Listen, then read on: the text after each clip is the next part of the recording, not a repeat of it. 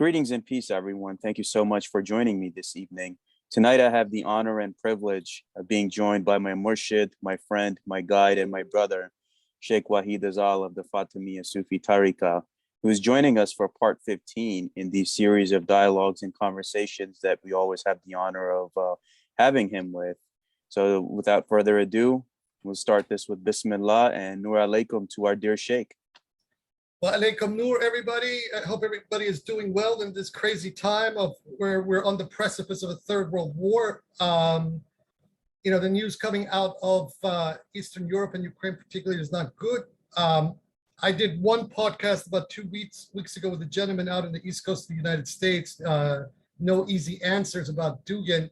And we covered, quite a lot of ground. Most of it was personal stuff, and it got a lot of hits. But I found out earlier in the week through the facility of one of the people on Facebook that Peter Lamborn Wilson, the famous or infamous Hakim Bey, depending on where you stand on greater questions, has acknowledged me and the Fatimiyya Sufi order in his last book. This book is entitled, let me get you the title, it's called The False Messiah, Crypto-Christian Tracts and Fragments. And on pages 76 and 77 is one of the chapters. It's a very short chapter. He talks about Babism, and then in the very last paragraph of this book, he acknowledges me and the FSO. Now, one of our brothers of the FSO, gentleman who lives out in California, James Jaridi, a Persian American fellow. I've known him for quite a long time. He came out for me when I was in Berlin just after Roya passed away, a sweet gentleman. He subscribed to this list known as the Moorish Orthodox Church. Now, since you have interviewed Moors like Sharif Anayel Bey and others, and you know the Moorish community out there in Pennsylvania, online, this particular page kind of tries to present itself as being the most eminent of the Moorish chapters in the United States. I have subsequently found out through Sharif Anayel Bey and others, actual Black Moors, that this is not only not the case, but that some of these people are actually not really even known to the communities of Moors. They claim to follow Peter Lamborn Wilson's chapter of the Moorish Orthodox Church, but they're extremely hostile to him simultaneously, which I find very strange. If they claim to follow his chapter, and if they claim him as the Caliph, Supreme Caliph of their chapter, but yet they are quite hostile to this gentleman. That particular page is run by an individual with the moniker of Mustafa Al-Layla, who lives out of Dallas, Texas. He is a white gay gentleman. And there are other people that you have actually interviewed, people like Caleb Adams, Ray Franklin. They're all subscribed to this and have been there for a while. To make a long story short, James uploaded the screenshot that I was sent from Peter Lamborn Wilson's book to this page, and it just laid there dormant for a couple of days. And then in the last 2 days, this Mustafa Al-Layla and some of his fellows, together with this very dubious Baha'i guy by the name of Arthur Logan Decker III, who I have been kind of tracking since 2011, showed up and just began to attack and smear and that sort of thing me. And they were answered through the facility of our brother Felix, and also by James himself. But then they unsubscribed James. I don't know whether they've unsubscribed Felix or not. Basically have revealed a narrative themselves that has been ongoing since 2016. Now, this Mustafa Layla character approached me in around, I would say around early 2016, late 2015, early 2016 on my Academia EDU page, practically genuflecting at my door. And I told this to James yesterday in my discussion with him on Messenger. And then all of a sudden, when these Nazbol, Neo-Strasserist, and Dugin fellow travelers began attacking me after the publication of my article, Dugin's Occult Fascism and the Hijacking of Left Anti-Imperialism and Muslim Anti-Salafism, these people themselves then jumped on the bandwagon all over Facebook and social media against me, even though a few months previously, this particular fellow had approached me in Academia EDU, genuflecting and saying how much, their caliph, Hakim Bey, aka Peter Lambert Wilson, regarded my work, etc. Now, I should kind of rewind a little bit. Hakim Bey, Peter Lambert Wilson, and I have been in communication since about the summer of 2014. He reached out to me himself via one of his friends, Mark Alred. They had read my book, Liber de Catriarchia Mystica, and been following some of my uploads on Academia EDU, and he was apparently quite impressed with the work that I was putting out. And they have also offered me, through their the media publishing outfit, a possible future venue if I want to publish anything with them. I'm still considering whether I should do that or not. To make a long story short, my back and forth with Peter Lambert Wilson led in April 2020, just as the COVID was going crazy, to his request wanting to enter the Bayan, and so therefore the FSO. And I, said yes. That's not a problem. I can't, as a believer, I cannot be a bar to another believer entering the Bayan or the FSO. This is strictly a matter between you and God. So it's not for me to say yay or nay. Nevertheless, some of the things with Peter Lambert Wilson in the past, like for example, his advocacy on behalf of NAMBLA, this man-boy love outfit, does not sit well with me. And I told him so. I said, look, I understand that you have been involved with this in the past and you have advocated for this. From our position, this is not kosher. Nevertheless, this still in itself is not a bar for somebody who wants to become a believer. In fact, you can come in, and then the issue is between you and the Spirit. And that's where the matters were left until, just last week I found out that he had acknowledged me in his latest book, which I haven't actually gotten a copy of this yet. I got a screenshot sent to me, so I'm still waiting to get my own copy of this. And I found that's extremely nice, especially in the very, very exuberant way that he has acknowledged me at the end of that chapter. And I acknowledge his work. His book, Scandal, really put me on to some of the elements that are now incorporated as matters of doctrine into the FSO itself. I mean, I don't agree with every element of what he wrote in that book. And I've subsequently, in the last, 30 something years, since I first read that book in the early 90s, late 80s, my own perspective on the original doctrines of, for example, the Nizari Ismailis of Alamut has changed because I've gotten access to original texts. I learned Arabic during that time, and also got access to a lot of these texts that were not available at the time, at least not to somebody who's going to a library or whatnot. To make a long story short, I mean, Peter Lambert Wilson, as far as we're concerned, is a member of the FSO. So Hakim Bey is an honorary member of the Fatimiyya Sufi order. He's an honorary Bayani. I sent James the copies of my last two communications with Hakim Bey, Peter Lambert Wilson, his last letter to me and my response to him via our friend Mark Albrecht. Apparently, he uploaded these two pieces of communication to that list, but they unsubscribed him and blocked him from that list after they not only launched the attack on me, but also on you. One particular gentleman, an Arab gay gentleman that lives in London, had to go at you, trying to dismiss you and whatnot. But what I find very suspicious, this is what James observed, is that these two characters, basically showed up with this character, Arthur Logan Deckard III. Now, I have been on this guy's case, following him around online since 2011, because I found this guy extremely dubious. He had all kinds of white supremacists, white nationalists, neo-Strasserists, Eurasian Duginists, and whatnot all over his page. He was friends with these people. He was responsible for sabotaging a project that I had with this woman, which was actually a blessing in disguise. This woman, Gwendolyn Toynton, back in 2011, when she wanted to publish my translation of the book of the Point of Kaf, which is the epitome of the Bobby history. And just over the last 10, 11, 12 years, this guy has been present in every conceivable campaign of defamation and undermining and sabotage launched against me on social media.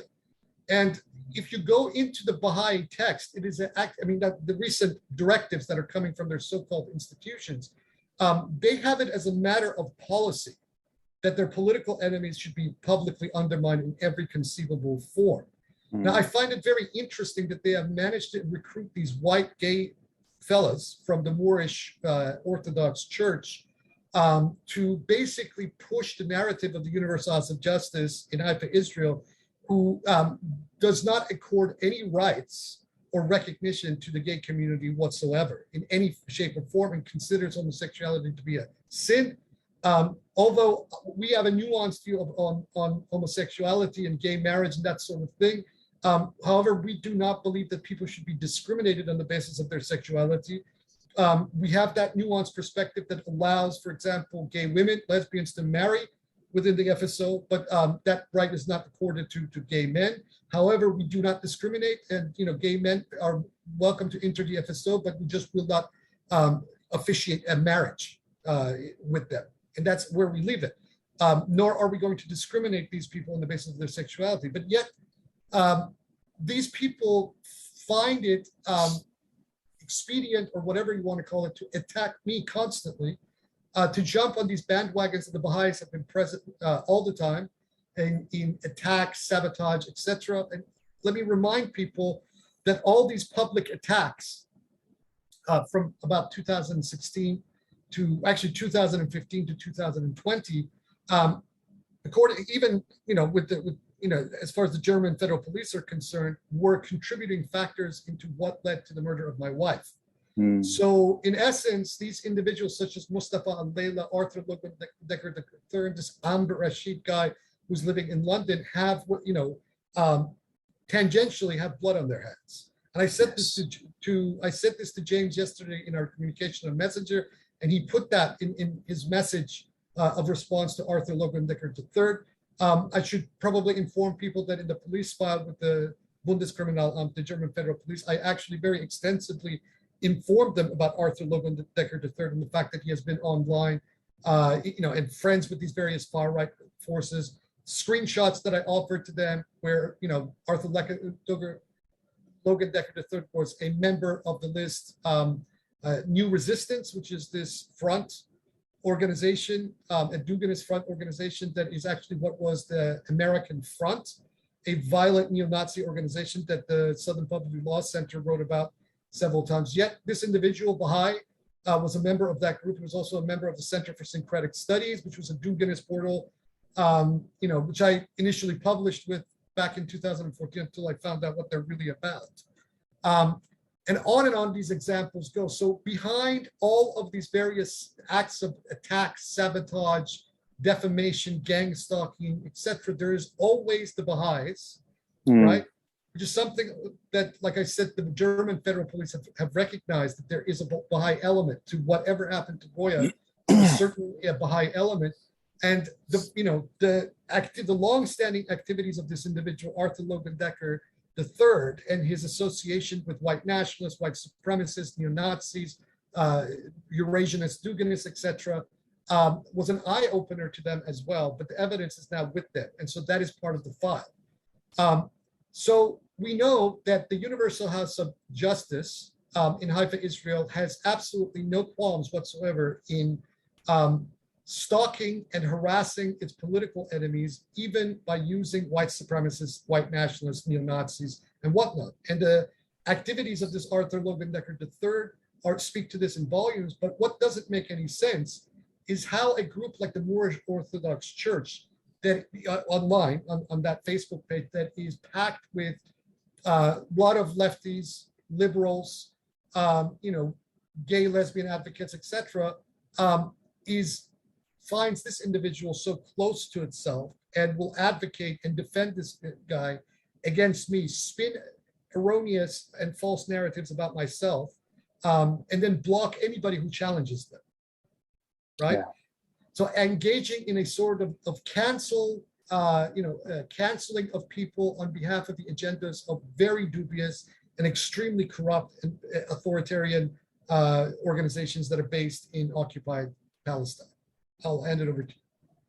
No, thank you, Sheikh. This is absolutely wonderful, and this is a conversation that needs to be had because we're dealing in such pivotal times, and it's hijacking of many cultures that are taking place, and these people are taking the movement of our Black Moors and brothers and sisters, and infiltrating it with this hate and with these agendas. And if they were smearing you and I both, then we should be flattered that we ruffled up the feathers of the enemy, because that's exactly what it is. I mean, anyone that sees you or I or the collective FSO as a threat to their agenda and to their hate narratives, then that's exactly how we deal with them too, in this psychological and information warfare. And we also been so many people that have tried to approach us and try to sabotage us, like that one guy from England who claimed to be from an offshoot Baha'i group. Yeah. But he was setting us up for an ambush. Now this other guy, this whoever this Arab Muslim from London is, and we don't even know these people. They just come out of the woodworks and they attack your good name. So that's exactly what it is. We're dealing with an enemy that's relentless, that has not only basically been implicated in the death of your late wife Roya, may she rest in peace, but they have caused so much damage to numerous people, Sheikh, that we don't even know about, that tried to do the good work, that tried to bring people together, that tried to educate humanity and try to do the good thing, which Allah subhanahu wa ta'ala encourages us to do in this path that we're on as Sufis, as Bayanis. And we just have to basically inform the people is that when you see these people, use your own wise judgment that Allah has given you in your heart and do the proper research and know which agendas are being perpetrated against who. Because anyone that's causing that kind of hatred is just know that that individual is not an initiate of any path, which is a good path, and is not a person of God. Because a person of God or a true initiate doesn't do what they do. So recognize that when you see it. These are agents of chaos. And these agents of chaos also exist in all races, religions, and countries of groups of the world. And these people, what they do is they go into a lot of these Eastern movements or Moorish movements, and they try to hijack it. And that's what they did in the 1960s when the people were so close to bringing peace. And you had these COINTELPRO agents that came and infiltrated and destroyed all of these movements. You have Native American movements that were treated the same. So not only the FSO, but any other movement or group throughout history that has stood against the beast or the enemy has been infiltrated and destroyed. But, that's the thing. We are on the path of guidance, of order, what the FSO teaches us with our teachings and commandments to love and respect everyone as equals. And that's the thing. We're dealing with a group or, these so-called Baha'is in Israel who are saying we love and respect everyone, but behind it, it's a serpent that's waiting to coil around your neck and strangle you.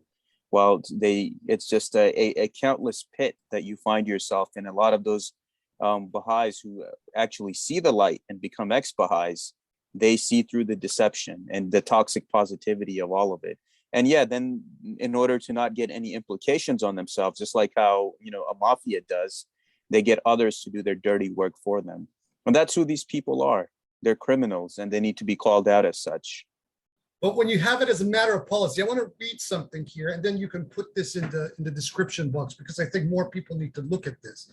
Yeah. This is from a document published on January 29th, 2001. It's entitled The Institution of the Counselors, a document prepared by the Universal House of Justice. And on pages 15 and 16, the following quote is found. There's 2 paragraphs. I'll read both. Yes. It says, quote, although deepening the Friends, that's a Baha'i jargon for Baha'is, although deepening the Friends' understanding of the covenant and increasing their love and loyalty to it are of paramount importance, the duties of the auxiliary board members for protection do not end here. The board members must remain ever vigilant, monitoring the actions of those who, driven by the promptings of ego, seek to sow the seeds of doubt in the minds of the Friends and undermine the faith. In general, whenever believers become aware of such problems, they should immediately contact whatever institution they feel moved to turn to, whether it be a counselor, an auxiliary board member, the National Spiritual Assembly, or their own local assembly. It then becomes the duty of that institution to ensure that the report is fed into the correct channels and that all the other institutions affected are promptly informed. Not infrequently, the responsibility will fall on an auxiliary board member in coordination with the assembly concerned to take some form of action in response to the situation. This involvement will include counseling the believer in question, warning him or her, if necessary, of the consequences of his or her actions, and bringing to the attention of the counselors the gravity of the situation which may call for their intervention. Naturally, the board members has to exert every effort to counteract the schemes and arrest the spread of the influence of those who, despite attempts to guide them, eventually break the covenant. The need to protect the faith from the attacks of its enemies may not be generally appreciated by the Friends, particularly in places where attacks have been infrequent. However, it is certain that such opposition will increase, become concerted, and eventually universal. The writings clearly foreshadow not only an intensification of the machinations of internal enemies, but a rise in the hostility and opposition of its external enemies, whether religious or secular, as the cause pursues its onward march towards ultimate victory. Therefore, in the light of the warnings of the Guardian, the auxiliary boards for protection should, quote unquote, constantly keep a watchful eye on those who are known to be enemies or to have been put out of the faith. Discreetly investigate their activities, alert intelligently the Friends to the opposition inevitably to come, explain how each crisis in God's faith has always proved to be a blessing in disguise, and prepare them for the dire contest which is destined to range the army of light against the forces of darkness. Now, this quote is a gem because it basically lays out the policies of organized harassment by an organization against people who have been put out by it or who have become vocal critics of it in any shape or form, as I have, and whatnot.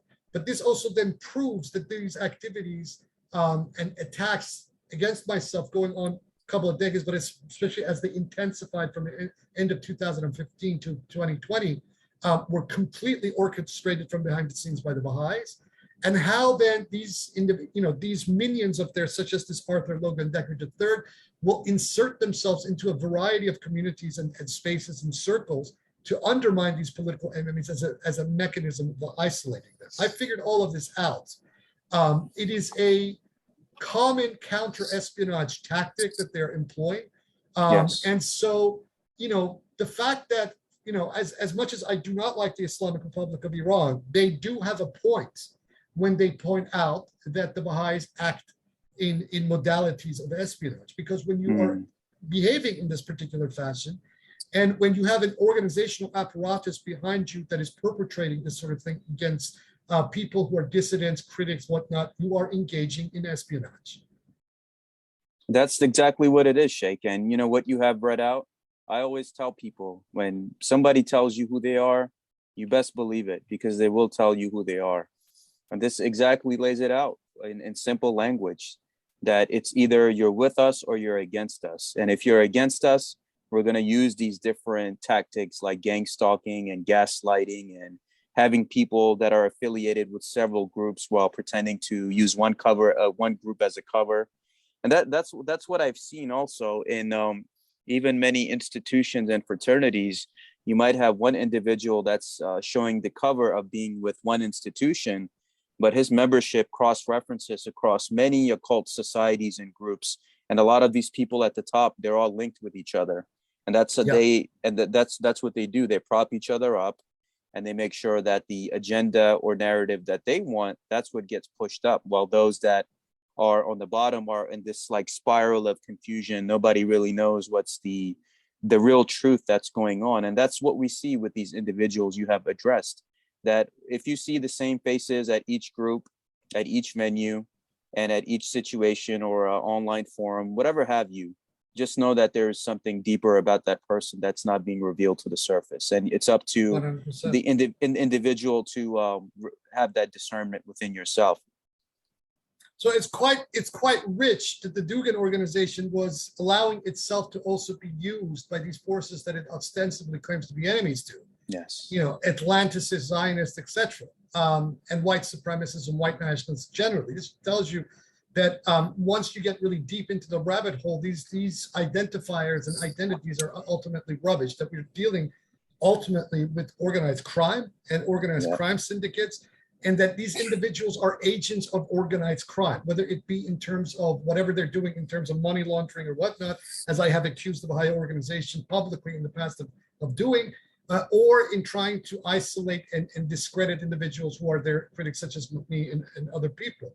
Yeah. But these forces are also now infesting, as I have also claimed, the opposition to the Baha'is. So you find some very shady characters for example, this subreddit ex-Baha'i, people like that Dale Husband that I've spoken to about, and Stephen Bayer and Matt Douglas have spoken about in the past.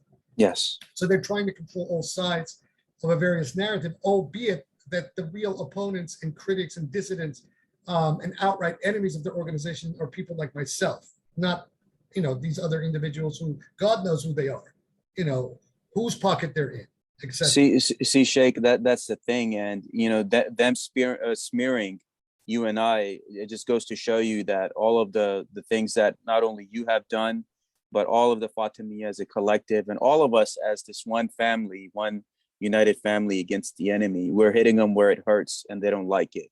So if they view us as one entity, let's hit them where it hurts and just continue to keep up the good work that we're doing with the teachings of the Fatimiyya, by educating and bringing in the light and teaching people from facts and fiction and what they've been taught, and to basically see that, the road that we're ahead in 2022 and beyond, our world is in a very chaotic situation right now, with crime, with inflation, with hatred in families, sons against fathers against sons, natural disasters, biological viruses that are coming out. Education system is changing, work is changing, relations are changing. So the emergence of the Fatimiyya Sufi order and the great Sheikh and Murshid like yourself have come into our lives. Everything happens for a reason, and it's a divine decree by Allah subhanahu wa ta'ala.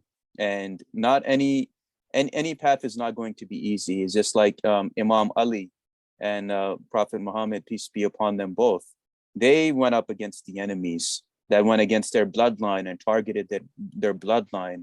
And it's just that we're dealing with the same enemy that they were dealing with. It's just two opposing forces that are always against each other. And I am honored that I'm in this struggle with you. And if they want to keep doing what they're doing, then we're going to keep doing what we're doing as well.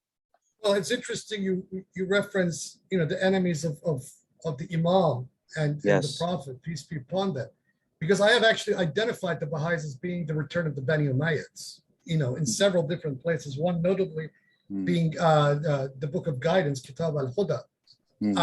So it's very interesting that you say that, because, we have a reoccurrence of archetypes happening in every age. And in this particular age, the Baha'is are the Umayyads. And they act like the Umayyads, whether it be the Umayyads of the Sufyani era of Mecca, or whether it be the Umayyads during the time of Muawiyah and Yazid, the murderers and the usurpers of the Ummah. So, this is who these people are. But what I don't get is that people who identify themselves with certain left-wing agendas are so ready to jump on their bandwagon. And I understand at least a partial element of why they're ready to jump on the bandwagon. Although, as I will reiterate again, I am no friend to the system in Iran. The fact is that the West has constructed matters that, on a very simplistic terms, that if you stand with the Baha'is, then you stand with the system in Iran. Never mind that I have proven, and Kayvan Yahya has proven, and others that have proven that actually the Baha'i plutocrats have their hands deep in the pocket of the elite and the plutocrats of the Islamic Republic itself. Which, in recent years, in 2019, we saw how that played out when the Yaran, after getting a life sentence for espionage, were, basically released after 10 years without any explanation coming from any judicial organ of Iran as to what judicial decision decided to overturn that initial conviction of life imprisonment. Well, Yeah. it turns out that because Fariba Kamal Abadi is the sister of Farzam Kamal Abadi, and Farzam Kamal Abadi went on record to Keyvan Yahyai and a couple other people that he was giving them giving the regime, in particular the Revolutionary Guards, sanctions relief advice, right? Which technically was illegal under US law at the time that he was doing it, even though he maintains a house in San Bernardino, California, and travels back and forth between the Gulf, China, and the United States. Yet it was through this quid pro quo, one hand scratching the other back, that the system in Iran, because it is hard pressed for cash, because the economy in Iran is in such a bad state, they very quietly released these individuals that they had 10 years previously convicted for espionage, right? None of this made it into the global press, although during the time as these people were being tried, the 7 individuals of the Yaran, the entire media of the planet was saturated with stories about the Yaran of Iran and how the Islamic Republic was doing X, Y, and Z to them, and that this was an example of human rights violation. Although the case that the IRI actually offered to the public anyway about the activities of these people was, as far as I'm concerned, was credible because of the association of this body with Haifa, Israel. A case can be made that this constitutes espionage under the laws of the Islamic Republic. But in any country, including the United States, if individuals are convicted for espionage and are given life sentences, this doesn't change. So there's no country on earth, unless there is a judicial review that spans several years or a decade or whatnot, are people who have been convicted of espionage then released without any without any information being given by that government or the judicial apparatus of that government to the public as to why this case was overturned. And this is also goes to the fact that the Islamic Republic of Iran, despite all of its pretensions and claims and rhetoric, is itself an extremely corrupt system that will jump into bed with its so-called enemy at any time, including, I would say, even the Israelis, if it benefited them. When it is hard pressed for cash, when its purses are sparse, and when it needs money, as the IRI has needed. So this is part of the narrative that I have been putting out there for a long time. That that if you are jumping on the bandwagon of the Baha'is does not necessarily mean that you're against the IRI. The Baha'is in the UK and in the United States have made a veritable career, and especially in the media, of trying to spearhead talking points against the Islamic Republic of Iran. They have aligned themselves with some extremely hairy organizations, like, for example, violent Kurdish separatists that are not only a threat to governments in the region, but they're also especially a threat to Kurds in the region, especially in Iran, who don't want to play along with these violent irredentist agendas that these groups hold. Yet the Baha'is have aligned with them. This individual by the name of Erfan Sabeti is continually on this satellite program of the BBC, rubbing shoulders with members and representatives of these violent Kurdish groups. And on it goes. These people will, for example, push agendas against notable figures of the 1940s, 1950s, such as Ahmad Kasravi, to the benefit of violent terrorist organizations that murdered people like Kasravi in the late 1940s. Erfan Sabeti recently penned an article for the BBC where he is just lambasting against Ahmad Kasravi. I have a problem with Ahmad Kasravi on other grounds, but for the Baha'is to be jumping on the bandwagon against Ahmad Kasravi effectively puts them in the same, basically in the same camp as the Fadayin Islam. This was a violent Islamist terrorist organization that was denounced by even senior clerics of the Hosa at the time because of its string of murders and assassinations that it was perpetrating against Iranian public figures during 1940s and 1950s. It was only a few years after the coup d'etat of 1953 that the government of Iran finally did something about this organization and its leader, Nawab Safavi.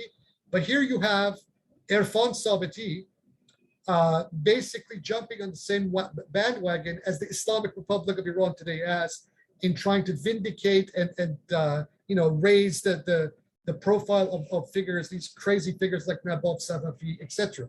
And anyone, with any understanding of history or with any reason in their head looks at such developments, and it just doesn't make any sense. How could anyone, despite whatever ideological agreements that you may have with a figure like Ahmad Kasravi, jump on a bandwagon that is basically validating Nabab Safavi and the Fadayin Islam of the 1940s and 1950s, this violent terrorist organization that was responsible for the deaths of scores of Iranian public figures. So this is where the Baha'is are, and this is what these people are essentially supporting. They're supporting a dubious organization based out of occupied Palestinian territory that, who's has not lifted a finger, not even one time in the last 7 years to advocate for the people of Palestine and the brutality and the ethnic cleansing that these people have faced from the occupying Zionist power. A colonial settler regime of the West, a white colonial settler regime that has been simultaneously a detrimental element to even Jews themselves throughout the world. Yet they will advocate for this organization. This organization is untouchable.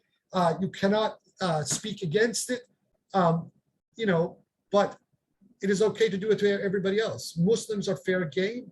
Yeah. Other people are fair game. Never mind that I myself have been on public record since 2015, speaking against fascism, white nationalism, neo-Nazism, and all of these various trends.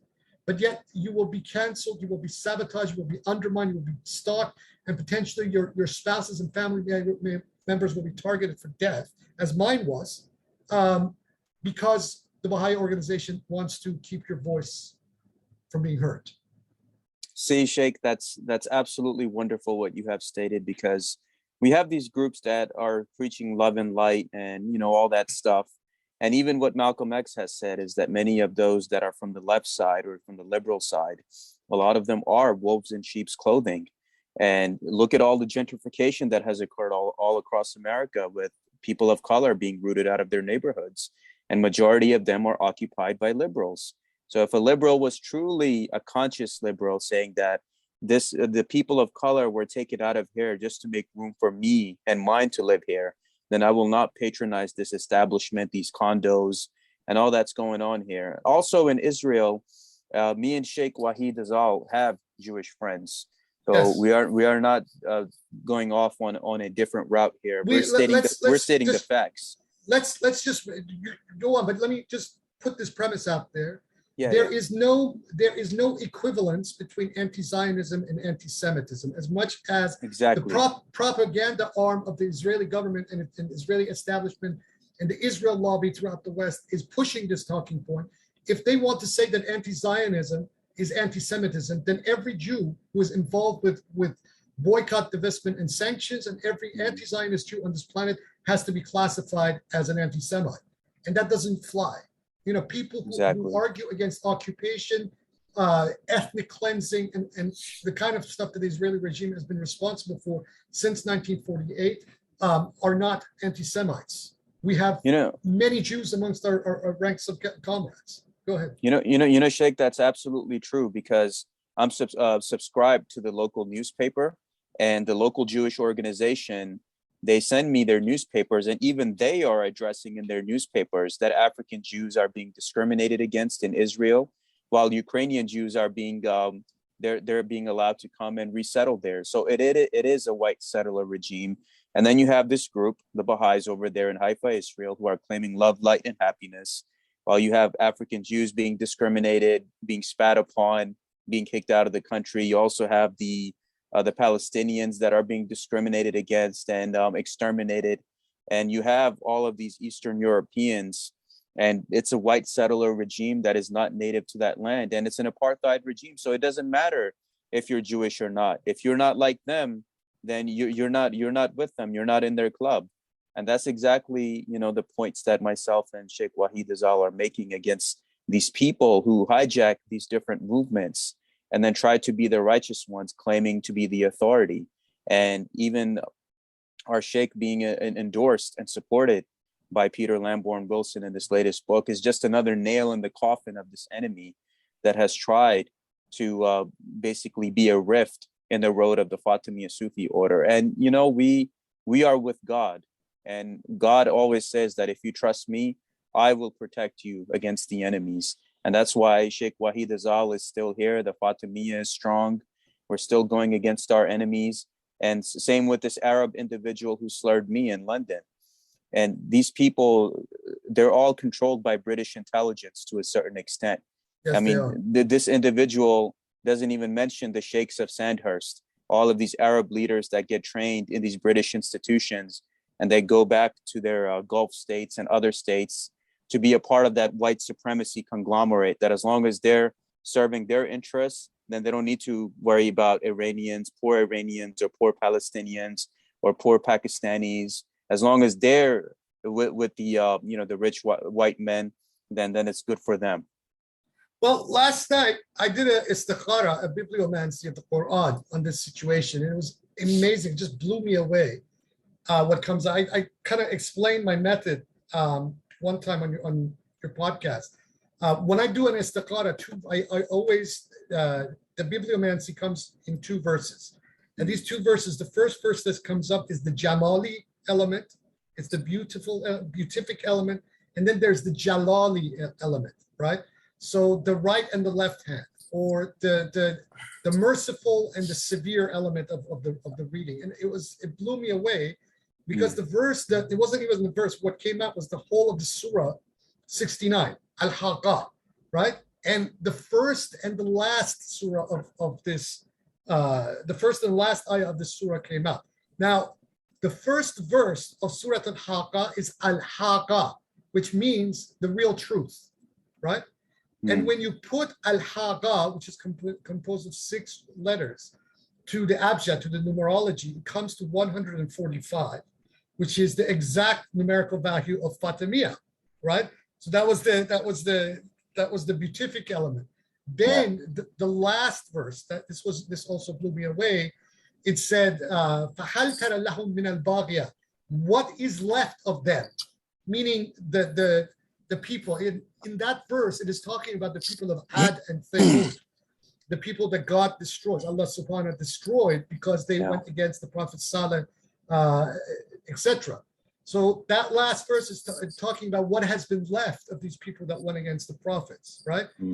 And that verse has a numerical value of 108. Now, when you put 145 together with, 145 al-Haqqa, and attach it to فَهَلْ تَرَى لَهُمْ مِنَ الْبَاغِيَةِ, which is 108, right?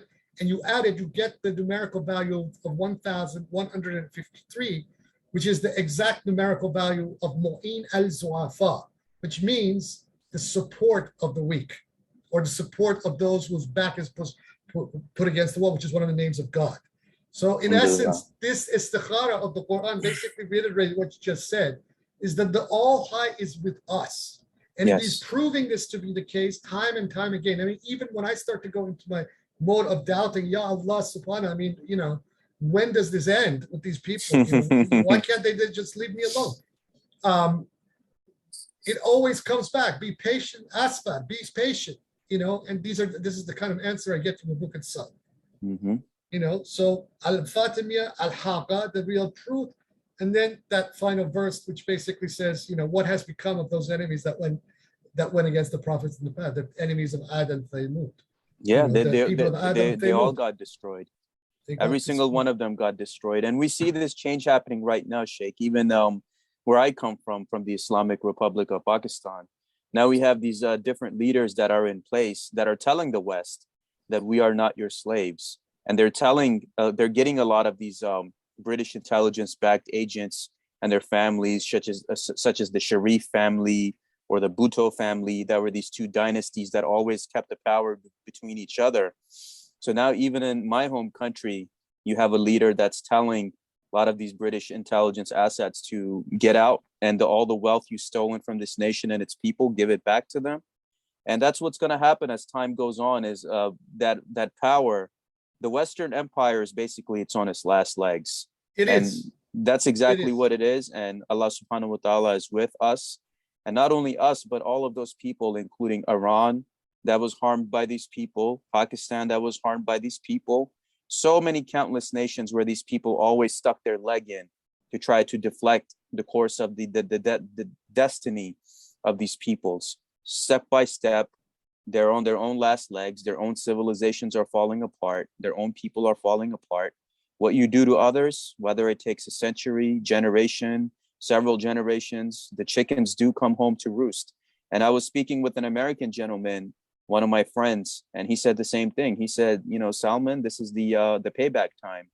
These people, these people think that they could go around the world doing whatever that they want to do. There is that cycle of what goes around comes around. And this is the unfortunate narrative of what has happened in Ukraine. Yes. And why the Russians have reacted in the absolutely insane way that they have reacted. I believe that Putin is going to lose this war. And in a sense, that is not a bad thing, because if people know their history, since the fall of Napoleon in 1812, the world has been hostage to the rivalry between the Anglo-Saxons and the Slavs. This has been the tug of war that we have experienced since 1812, since the fall of Napoleon, and this paradigm needs to go. Until this paradigm goes, humanity is basically at the mercy of this tug of war between these two powers, as it was during most of the 19th century and the majority of the 20th until the fall of the Soviet Union. There was this period of respite where America became the unipolar power. So, even though these Eurasianists and Dugin and all these people rail against the unipolar power and want to bring in multipolarism, which is, just their way of creating ethno states and that sort of thing. The fact of the matter is that this humanity will not be free until these two powers are cut to size. Both of them. Agreed. Not just the Anglo-Americans, but also the Slavs, the Russians. Enough is enough. This planet has suffered enough. My heart goes out to the Ukrainian people. We have a Fatimi brother in Maxim Katrich. I am constantly worried about him and his family, and his wife and his parents, etc. But the fact is that, since these Russians and their acolytes talk about geopolitics, the geopolitics of where Russia becomes the dominator of the so-called Eurasian landmass is a problem. It's a problem to any conscientious person who knows their history, because these people are Europeans. They're not, even though the Europeans may consider the Slavs to be a kind of the backwater Europeans of their continent. The fact is that these are white people, and they have all of the problems and the supremacist views and ideologies of all other white people. So, Russians and Slavs in general, the racism that I experienced while I was in Europe from these people was on a completely different level than anything that one experiences elsewhere. So these conflicts that are simmering in that part of the world, where Europeans are constantly at each other's necks, and it just doesn't stop, and this has been going on for centuries. That needs to be put in its place permanently if this humanity is to make the next leap and to create a better world, to create a more sustainable world, to create equilibrium, to have real democracy. I have no problem with democracy. I'm an opponent of every form of authoritarianism there is, but neither the West is exercising real democracy, nor was there any kind of democracy under the Soviet Union. We want to create democracy, a real global democracy where power is devolved and power does reside in the hand of the people and not centralized power, whether it be governments or corporations. This is the kind of world that we want, and one that is ecologically sustainable, one that observes the eco balance that this planet contemporary is out of whack with. And as long as these people and their minions and whatnot have the upper hand, we will not get there. These people are destroying the world. So these individuals like the Mustafa Al-Leilas and their little Uncle Tom acolytes in London and pets, these people are part of the problem, and you are the enemy. And I have no problem saying you are the enemy. And we whether now or into the future, we will overcome you in exactly the same fashion as Muhammad Rasulullah and the Muslimin at that time overcame the Quraysh and marched right into Mecca without firing a single arrow, as they just depleted these people of their resources and fought them to a draw and then picked them off in victory. That is what we will do. We will do that to the, and in this day, as far as I'm concerned, the people of Ad, the return of the people of Ad are the Baha'is, and Taimud are all of those other forces on this planet that are in tow with them, whether it's Russia or the Anglo-Americans, etc. And Ad and Taimud were destroyed by the Al-High, and this Ad and Taimud of this age will also be destroyed by the Al-High. Al-Haq. Alhamdulillah, Sheikh. And I'm with you all the way. And basically, that's what it is. We are on the side of righteousness. We are on the side of justice. Alhamdulillah, Allah subhanahu wa ta'ala is with those that fight the good fight. And just look at the so many situations throughout the prophets, through the different wars, even the Afghanistan situation where these people humiliated a global empire. So if you're on the side of God, if you're on the side of justice, these Arab Uncle Toms or these different Uncle Toms who are just British intelligence assets. And, you know, I'm flattered if I came up on their radar. And I want you to listen clearly. I'm with Sheikh Wahid Azal and I'm with the Fatimiyya Sufi order. You are scum. And in the end, Allah always gives justice to those that are on the righteous. So this is on the record and this will be uploaded. And I want you to know that. So you try to send these little people after us, try to sabotage us, like these other Baha'i people, the ones that are have the acronyms or letters in their organization. Then you have this other people who are sitting in British Intel's backyard and have the nerve to smear other people. Well, look at yourself in the mirror. You sold your own people out, including your leaders, the Sheikhs of Sandhurst and all of those guys. Allah is watching you and he will hold you accountable. Inshallah, inshallah, inshallah. So, is there anything else, Sheikh, closing thoughts? No, I think we pretty much covered it, and these people are put on notice. They are. And part 15 with Sheikh Wahid Azal, I'm going to title it Addressing the Enemies of the Fatimiyya Sufi Order. Right on. Thank you, Sheikh. Thank you.